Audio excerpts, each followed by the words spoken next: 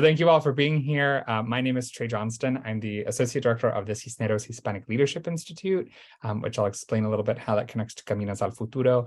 But I am also one of the co-runners and one of the professors that's involved with the Caminos al Futuro pre-college summer program hosted here at GW. And so tonight we're going to talk a little bit more about the program.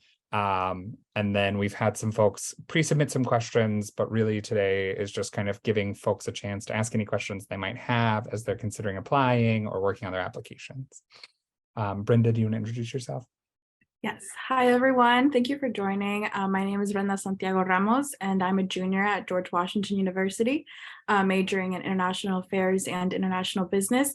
But I'm here really because I did the Caminos program. So I want to share a little bit about my experience because I had a great experience and I want to pass that on forward to you all. Okay, cool. Yeah, and I see a couple of folks joining us. That's awesome. So hopefully you've heard a little bit about the program, but I'll give just kind of a quick overview of what it looks like, and then we can answer any questions that folks might have. So really quickly, the Caminos al Futuro is the name of the summer program, but it's run by the Cisneros Institute, and the Cisneros Institute is a institute on the George Washington University's campus here in Washington, D.C., and we design programs, do research on Latinos in the United States, and support and work with Latinos through higher education from the pre-college level, so like Caminos al Futuro. We also work with students throughout their 4 years while they're in undergrad. We have programs with graduate students, and we even work with folks as they're transitioning into like their careers or moving on from higher ed. And so the reason that we were founded is the idea that we shouldn't just be like throwing Latinos into higher ed, but we should be actually making sure that they have a home, they feel that they belong, and they feel that they have like the knowledge and wherewithal to kind of really do well. And so Caminos al Futuro is a really strong part of that programming. That's really designed around the idea of giving like really high achieving young Latinos and Latinas and Latines a chance to experience what college is like, a chance to gain some of the skills to make sure they can get into colleges, and to have a chance to kind of really explore what they might want to do while they're in college, after college, et cetera. And so the way the program works is that it is a 3-week program here in Washington, D.C. This year, it's going to run from July 2nd to July 21st. And during those 3 weeks, you do a couple of big things all together. The main part is that you get to take part of a college course, and that college course is a real like intense, got to do the reading, got to do the work college course that you get 3 credits for. And as part of that, we really focus on kind of Latinos in the United States, understanding better kind of who we are, how we think about what that identity means, how populations differ across the US. And so for a lot of our students who come from all over the country, it's a really cool opportunity to kind of explore how you know your own community, but maybe what you don't know about kind of the broader Latino community in that sense. As we're working on that, what we want to show is kind of how like a college education and studying that can kind of have an impact in your lives.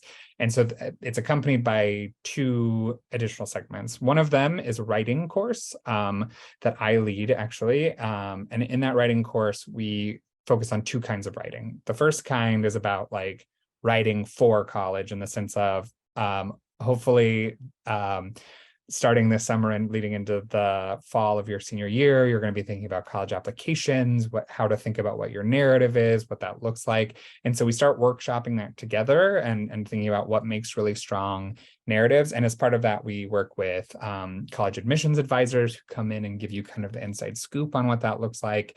And then we also use that for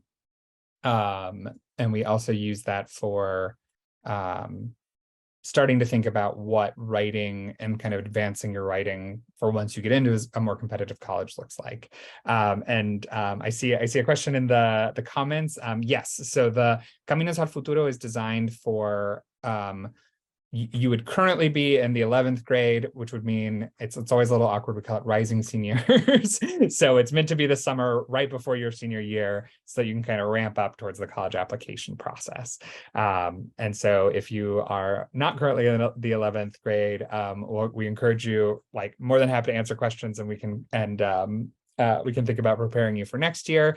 And if you're a senior, we can also share some info on some of the programs we have at the college level that you can still qualify for as you're thinking about moving forward.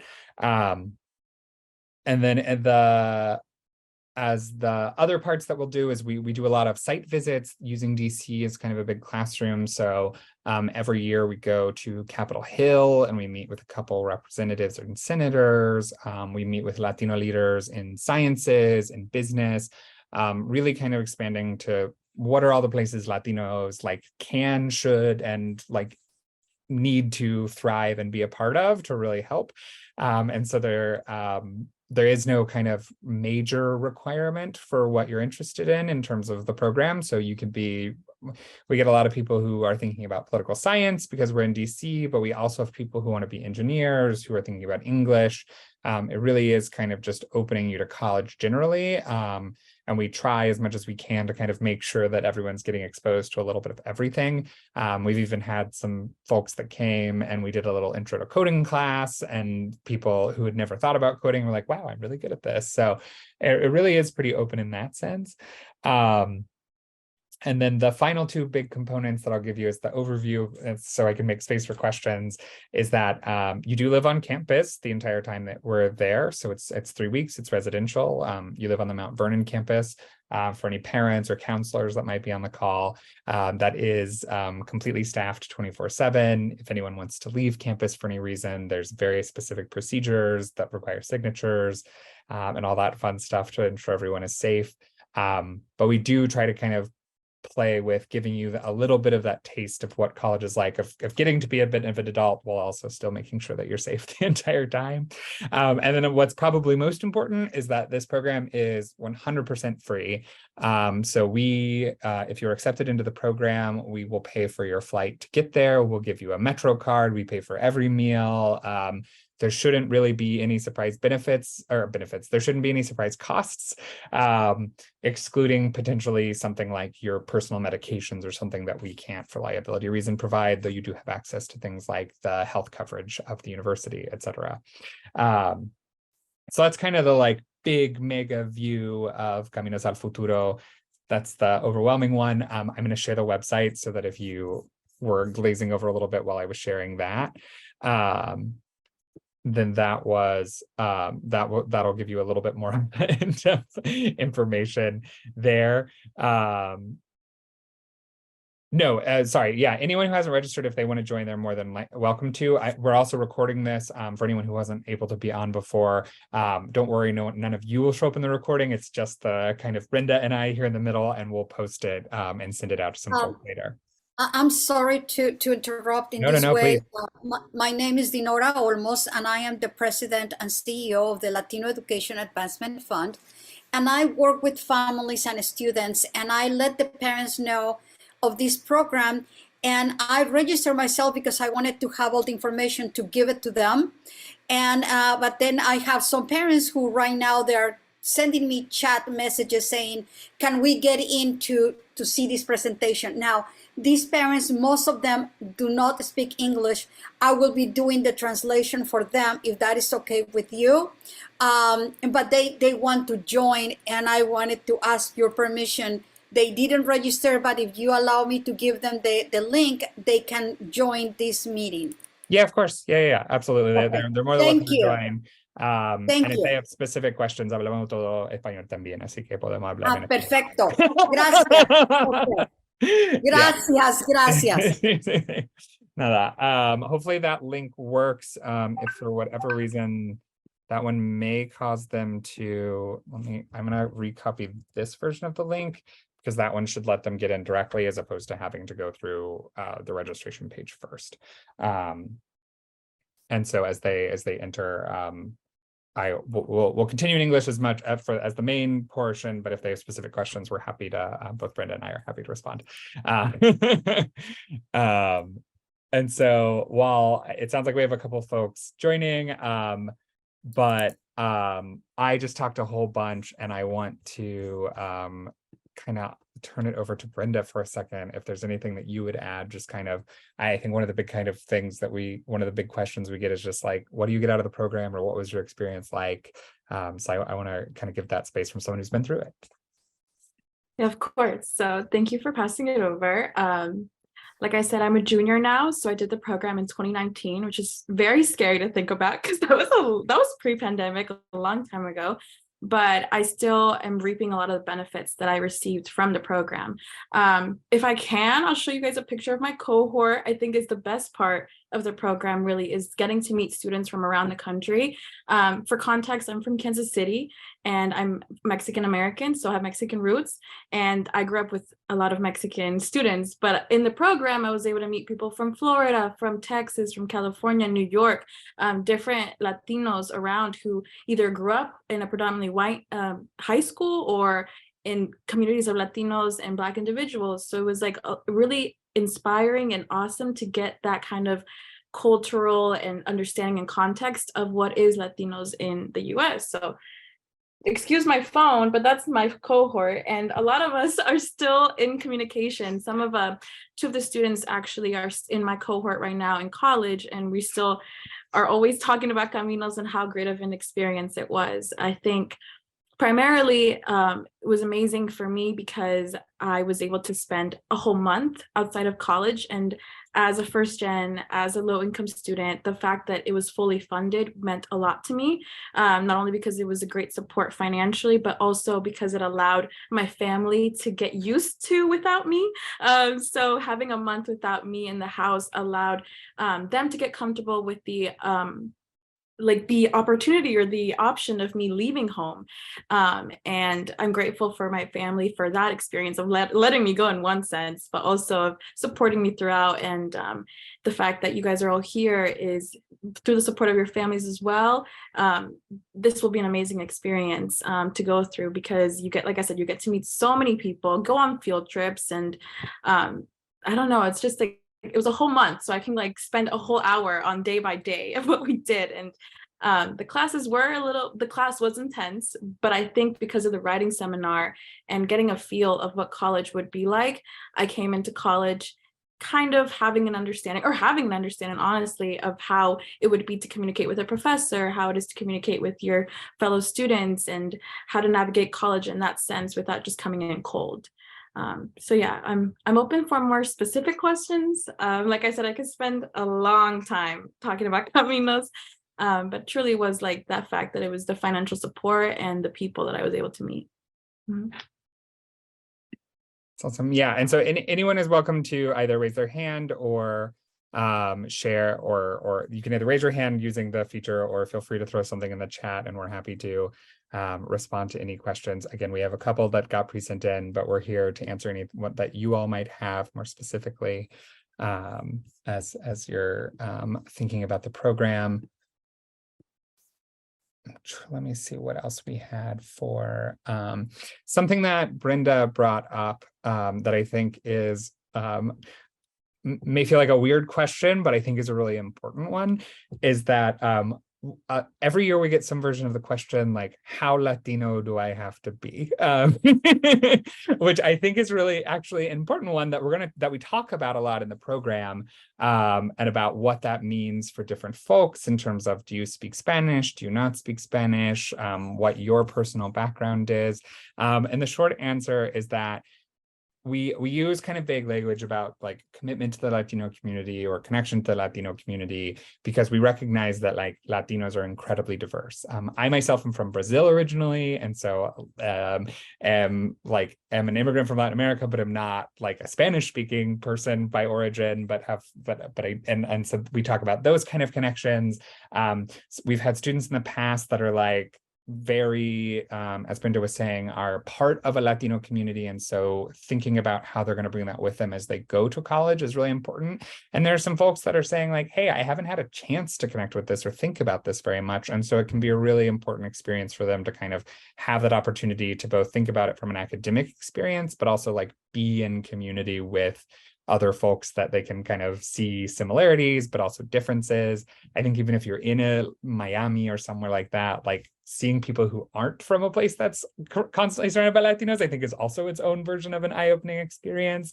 One kind of note related to that is that the program is run in English, partially because it's meant to prepare for an American college. Like supuestamente, we all do speak Spanish.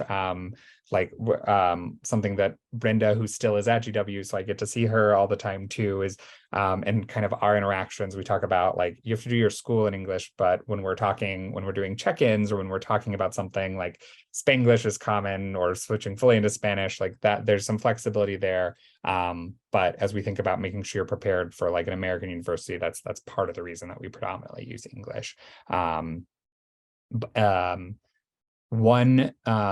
Though that does remind me, does someone have a hand raised?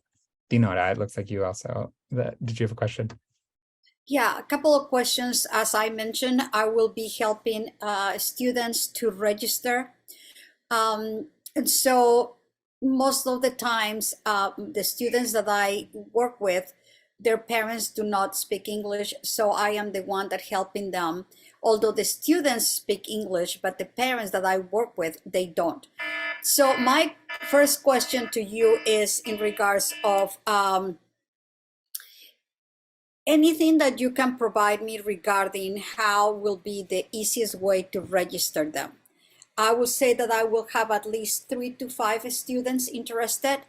I have not gone to the website, but will they need transcripts? Do they need essays? What else do they need? Yeah, so there is an application, and I can share the link again in just a second. But the application is there's a big how to apply button. And when you apply, it's going to ask for some generic information just to double check that you are in fact like qualifying in terms of being like an 11th grader, et cetera. On the website that I'll link, there's a specific tab that says how to apply that has a walkthrough on all the different components just to make sure no one gets confused about finding the right program. And so when you apply, there are 3 short responses. They're not full essays. They're like 300 words or something like that. We do ask for a transcript, but it doesn't need to be an official transcript. An unofficial one is perfectly fine. And then we do ask for a recommendation. The recommendation can be from kind of anyone that feels appropriate. For a lot of folks, that's a teacher or a counselor, but if students either have a job or they have a trusted mentor they work with, that's absolutely okay. In terms of resources, I will link it. It should be on the website, but I'll also link it here just so you have access to it. We do have a version of the flyer that's entirely in Spanish for parents that are interested in a little bit more information. And we're also happy to like talk directly with folks if they would like us to talk through it a little bit. And then in terms of thinking about kind of parents and their role, a really important component of the program that, thank you for reminding me because I didn't think to mention it at the front, is that we also recognize that sending your child to DC for 3 weeks can be scary, particularly if you're a parent. I think even more if you're a Latino parent. And that's also a big conversation about where Latinos going to college. It's hard to just leave and go away from home. And so 1, we want you to practice that, but 2, we also recognize that this is a really huge thing for a lot of folks. And so part of the expenses we cover is we also pay for one either family member or close mentor to fly out to DC at the end of the program to join as they see the final projects that everyone has done, and to kind of like see it's not a real graduation, but like kind of the culminating experience. And similarly, we pay for the flight, the hotel, all the meals. So we recognize that for some folks, taking off work is still difficult to an extent, but that we hopefully can make it so that it's possible for everyone to come. So, and during those sessions, we invite parents to come talk a little bit about like, we have a session that's specifically for the parents. The students aren't there, of just talking about what's it like to send your kid to school. And those sessions are, we run them in English and Spanish simultaneously with translation to make sure that everyone can access them. If I can add, I love that part about the program, by the way, because my parents couldn't come because of work, but my cousin came and he was able to see how it was for me. I'm the first one in my family to leave college. So I think one of the best experiences, I think, was after the graduation ceremony, which I spoke at. After that, he said, we were talking about college, and I told him, I don't know if I can go away from home, Kansas City, Washington, D.C., that's very far. And he looked at me and he said, no, I saw you up there. I saw you with your peers. This is where you belong. So I think it's a really important experience for our families to see us in that environment so they can obviously imagine us the next 4 years in these prestigious institutions like GW. Mm-hmm. Can I share something of my personal experience? Sure. My daughter, who is now 46 years old, my daughter went to a similar program like this that back then it was called the George Washington, the Washington Center. And I have to say that she went to Washington, D.C. for a month. And then after that, she transferred. And I can say that after that, she never came back to California. So just like you said, Brenda, it is true. I mean, I tried everything, and she found where she belonged, and she absolutely loved it. And I have to say that she has done terrific work. And her last appointment, she was a presidential appointee for Barack Obama. And, great things happen when our students get exposed to things like what you guys are offering. So thank you so much for these great opportunities. And that's the reason why I want the students that I work with, I want them to go to your programs, because I personal experience, I know what they do, what you guys do, and how the passion gets in there. And once the passion it's discovered, then the students find their way and they find their path. So thank you for everything. I just want to share with you because Brenda said that, and it brought memories, because once she got there, my daughter, once she got there, she never came back. So hey, that's the way it goes. I mean, Yeah, as I'm approaching graduation, because it's my junior year, so I have 1 more year left. I'm in conversations with my parents now, y me dicen, ¿te vas a regresar a Kansas City o Kansas? Le digo, I love my home, I love Kansas City, but I think this is where I belong as of right now. So it's true. It's like you come here, even if it's just not DC, but you see what's outside of your house, of your home. And if you want to go back and help your community, that's perfectly fine, because you have the resources and tools.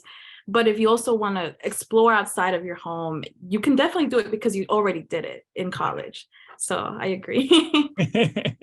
No, thank you so much for sharing that.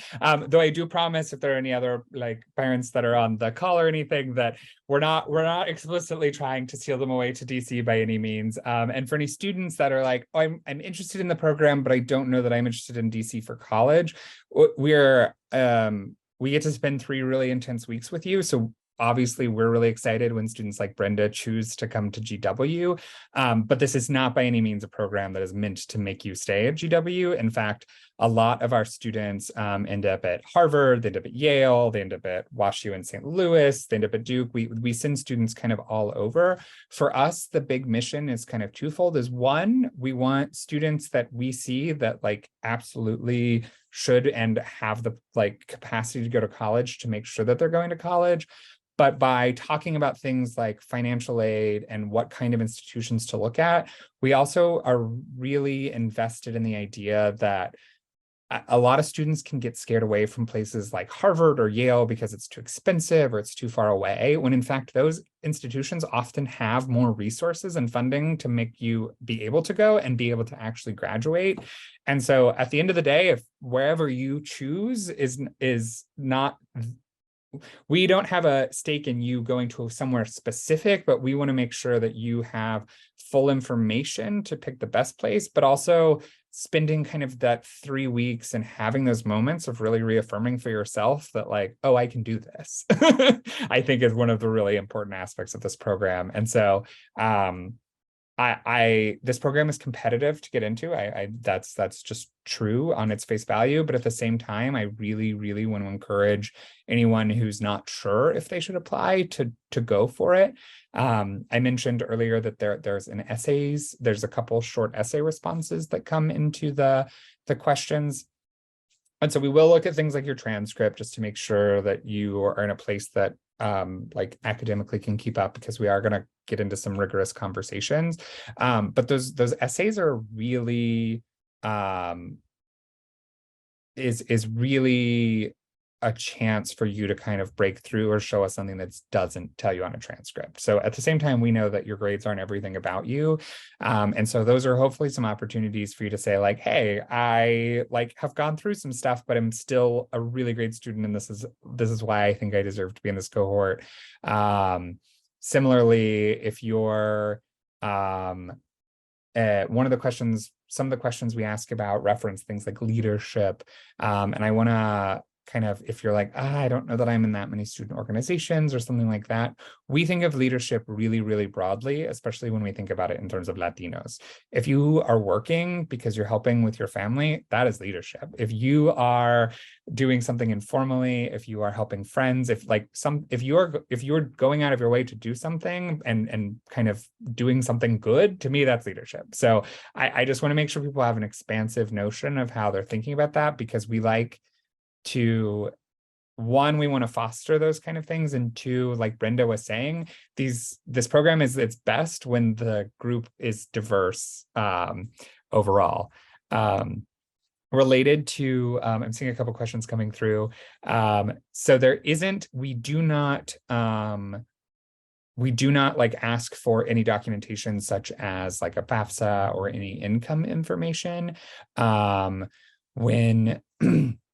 When we're considering in those applications, if you do have slightly more of a financial, like if you're from a lower financial status, or there might be some barriers to you accessing other programs, we do encourage you to mention that, because since this is like a entirely funded program, we're trying to make sure everyone has as equal footing as possible, but we're not cutting off anyone either at the top or the bottom.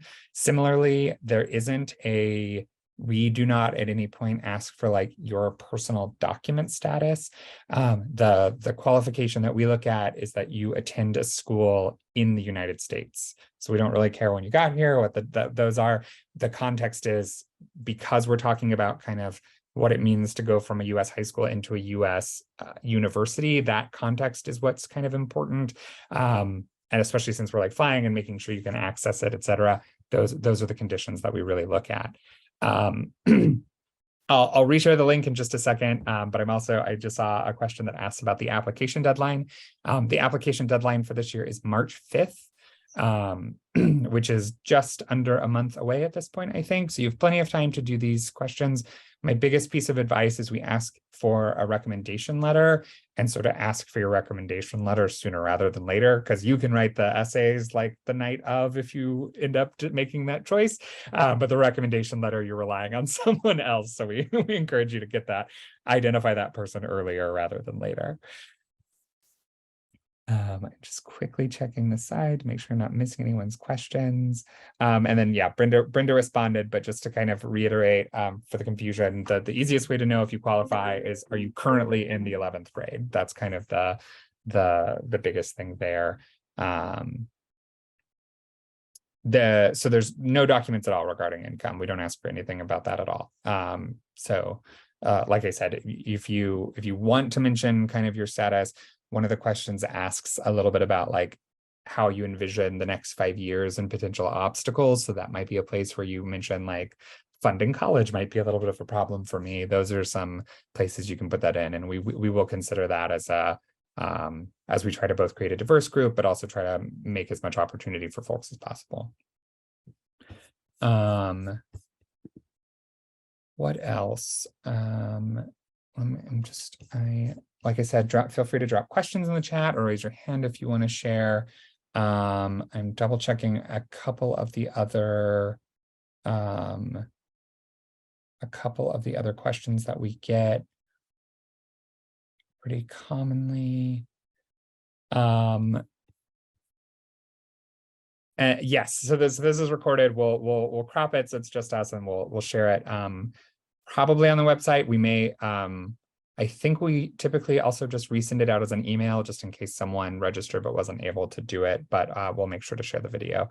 And then for anyone who has questions following this, the website has a ton of information on it, but we're also able to be reached most generally at the Caminos email, which is gwcaminos@gwu.edu, which I just shared. We can also do phone calls just based because of the way the world is with people in and out of offices. Email to set up something is probably slightly more successful, but we're happy to do that. And then again, we're happy to talk in English or Spanish. Same for any students that are on the call. If you are mostly navigating this yourself, but it gets to the point where you feel like parents need a little bit more information, we've done that plenty of times. Even like someone's accepted and they're like, can you talk to mom and dad so that they like feel comfortable about this? Very, very common.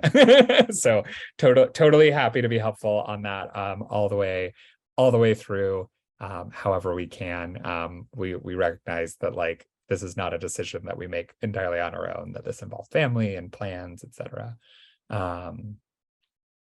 Brenda, I feel like I've been talking a lot. So you shared a bit about your kind of overall experiences. Is there any particular memory or thing that you did that stands out to you that you would share?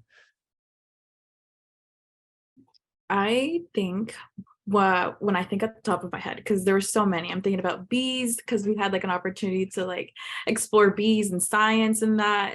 But I think a particular moment for me was when we went to the GW Law School with Professor Paulina Vera, who is a professor at the law school here at GW, and she gave a whole seminar on immigration. And that's when I, at the time, because plans change in college, but at the time I wanted to pursue law school for immigration. So, and a lot of us did in the cohort. So we had a fascinating experience, one discussing with a professor, about the specific field that she's in with immigration. And since she works at the clinic, she showed us how her students, her graduate students or her law students work at the clinic, and possibilities in college, possibilities after high school within law, but also just in general in college. So I think that was a particular important experience for me, not only because it talked about something I was interested in, but also because I had never really dealt or even seen a professor,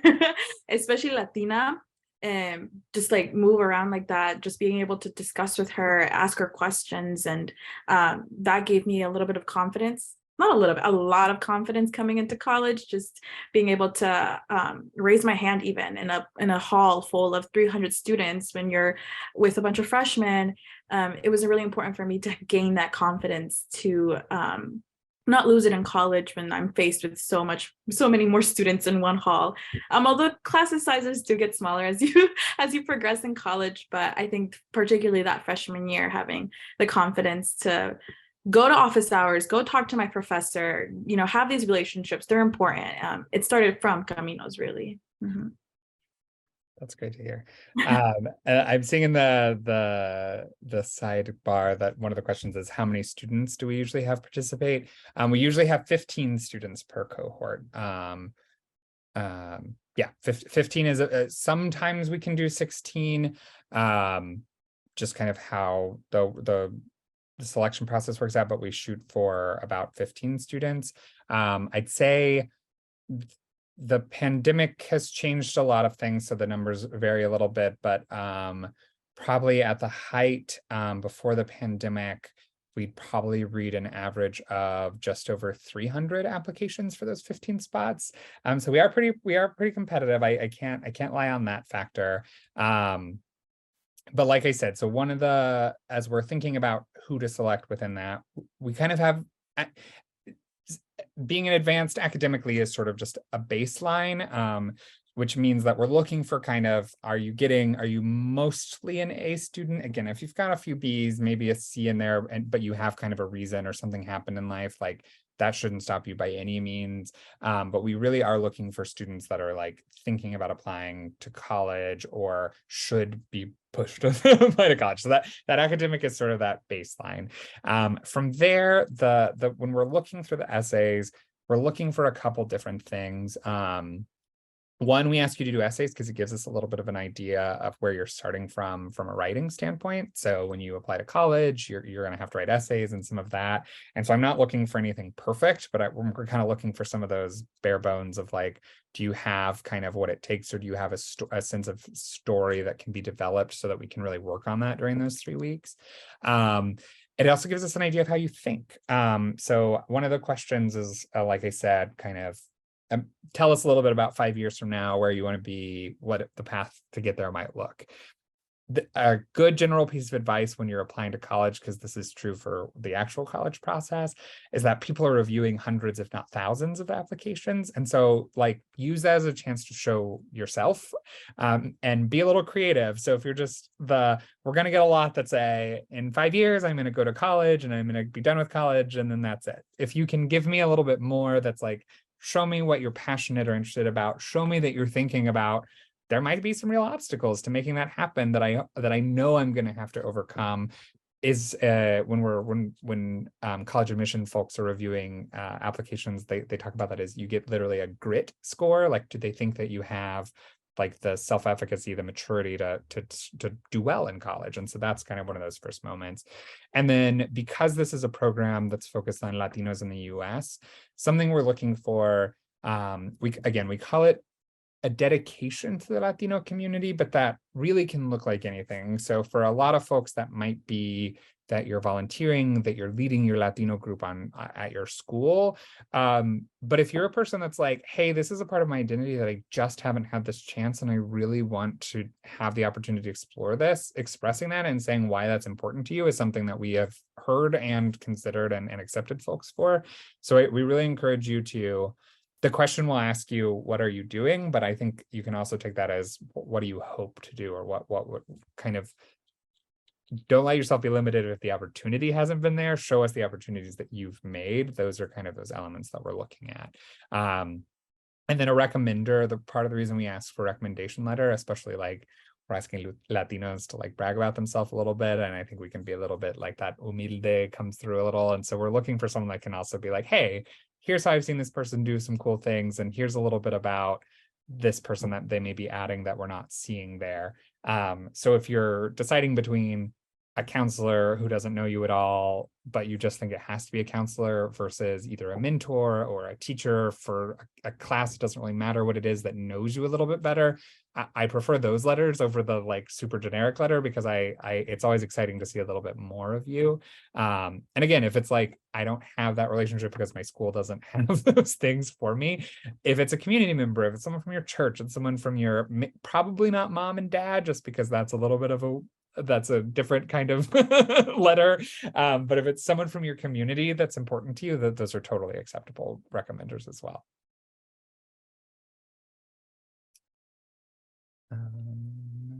Let's see. I'm not seeing any questions at the moment. Thank you so much. This is so exciting. I'm gonna be talking. I know that some parents are that I invited are here, and some students as well. So I am going to be talking with them, because I'll make sure that they apply. Thank you. Yeah, absolutely. And then, good point. Carmen just asked that it mentions that it asks for your recommender's email. So the system that you apply through is will automatically send an email, and they'll submit it directly through that portal. So what we will do on our end is that about a week, maybe 2 weeks out from the deadline, if we've seen that you've like submitted something, but they haven't submitted yet, we will both send them a reminder to get it in, but then as it gets a little bit closer, we often send reminders to say like, hey, don't, like, if you haven't touched base through recommender or they haven't responded to you, you might want to replace them with someone else. So that's, we really want as many people as possible to submit their applications. But yes, it'll be an automatic kind of, the system will say you've been invited to submit an email, and they submit it directly. Do they have to submit the letter before they submit the whole application? Or how does that work? And should they start asking their teachers for letters now and then apply? Or how does No, that? that's a great question. So once you open on the website, there's an apply today button. You hit that apply today button and it'll ask you to make an account. Once you've made that account and selected Caminos, it's then going to ask for your materials, and it doesn't really matter what order you submit them in. For the recommenders, so you can do that right away. So it doesn't matter if your essays are done. So I would very much encourage you to do the recommender part as early as possible. Similarly, if you are ready to submit yours, but your recommender hasn't done it yet, as long as you put in their email first, you can submit your application, and then we'll get the update once the recommendation letter comes in.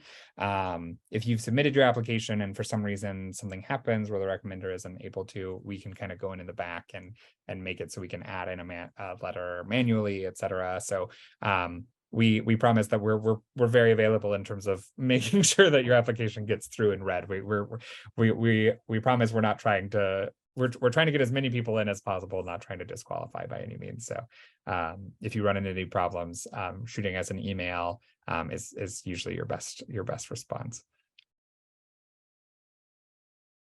I think for me in the application process, what was kind of exciting to write about was the fact that I knew it was going to be read by people, by Latinos, by Hispanic people. So every time I apply, like to certain things, like I'm writing towards someone else. But in this, I was very genuine about my interest in the program to explore my own identity, as well as like learn from other people as well. So I think because the high school I went to was predominantly white.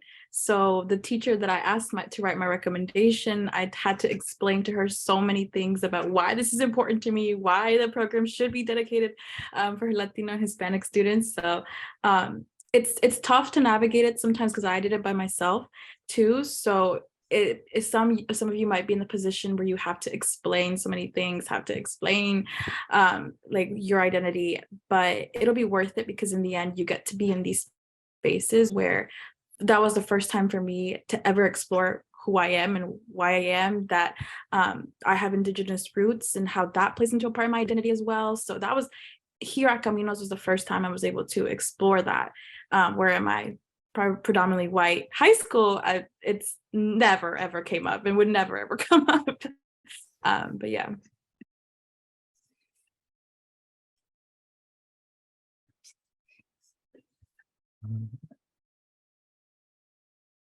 So we're about 45 minutes into the start time, so I don't want to like have anyone feel like they're trapped here waiting for information tonight. I'm absolutely happy to stick around for a couple more minutes if anybody else has any questions. But as I mentioned, we will, this is being recorded, so we'll send out the recording. If you joined a little bit late, we're happy to share that. If you were registered, you'll get it via the email, and we'll upload it to the website as well, so you have access to that.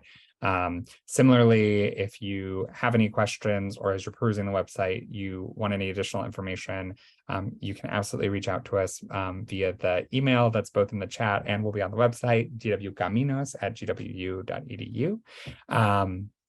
And again, just to reiterate, we also like que hablamos español, eu falo português, se você quer.